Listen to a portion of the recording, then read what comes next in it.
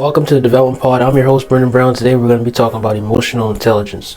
So before we get to emotional intelligence, I just want you to know what it means. Emotional intelligence is the ability to recognize our own emotions, but on an intellectual level, to where we should know how to conduct ourselves and how to cooperate in different forms, rather for too excited or too mad. Mainly overall, it's just managing our emotions, but in an intellectual way. And this ain't got to do with you being book smart. This goes to anybody who's in any genre of thinking or any levels of IQ. You have to always understand it. You have to cultivate self-awareness. I'm always a big advocate for self-awareness.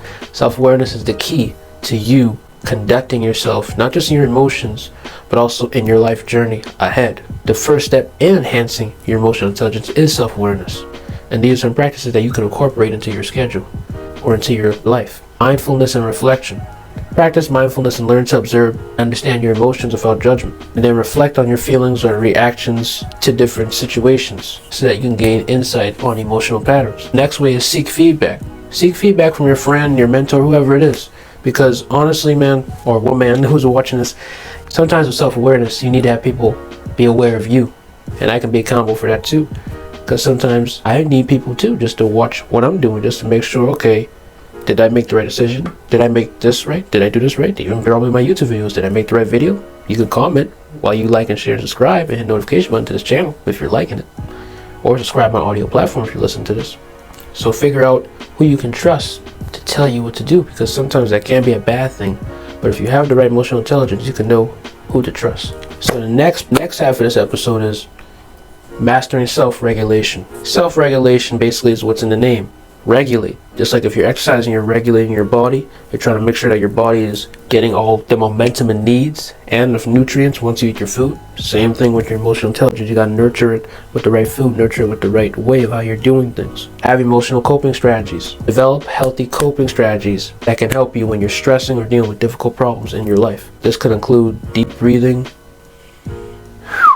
meditation, and engaging in activities that bring you joy. You know, if you play basketball or if you love to play video games, which you need to take a break on that if it's too much, or just hanging out with people or yourself.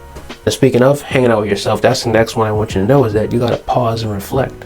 Whenever you're mastering self-regulation, you have to pause and reflect on life and see, let me react to this in a different way.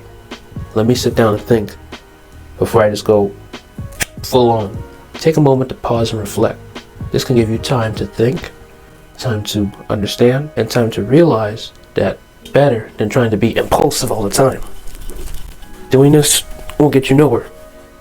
Pause and reflect.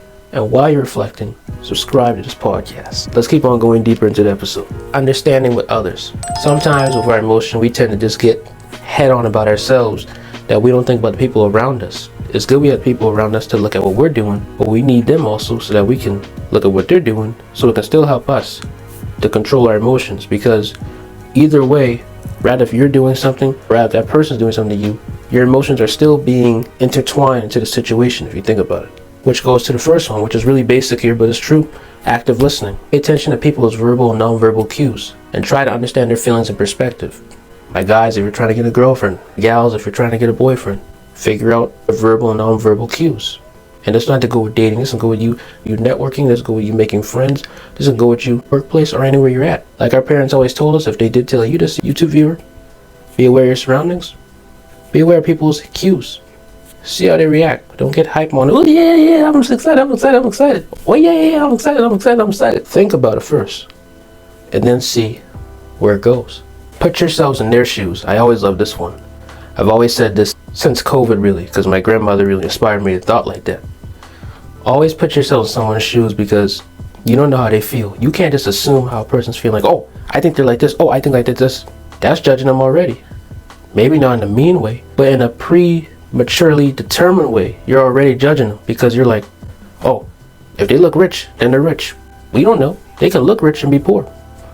A person can look poor and be rich. That's just reality. Sometimes, or most of the time. And not just with those basic examples, but that can go with anything. We can't just judge no one based on how they look or how they appeal to us, because sometimes they can seem nice, be the evilest person. Sometimes they can seem unattractive or unlikable, but in reality they have a good heart, even though they may not do the things that the crowd does. They may not do things that the majority do. It's better to be unique and be yourself than to follow all these other people, because all these other people doing their things, they're really just, I don't say this, but they're kind of stupid because they can only go by people's validation, not their own.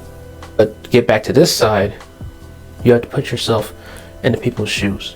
And by putting yourself in people's shoes, you have to remove the judgment, put in that open-mindedness in your brain. Nurturing relationships. You want nurturing relationships, right, when it comes to your emotional intelligence. It's always important.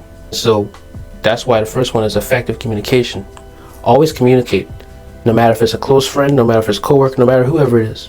If that person gave you their contact or their social and they want to be your friend or just be a reliable partner or whatever partner it is, check up on them. Be effective. Always make sure you contact that person.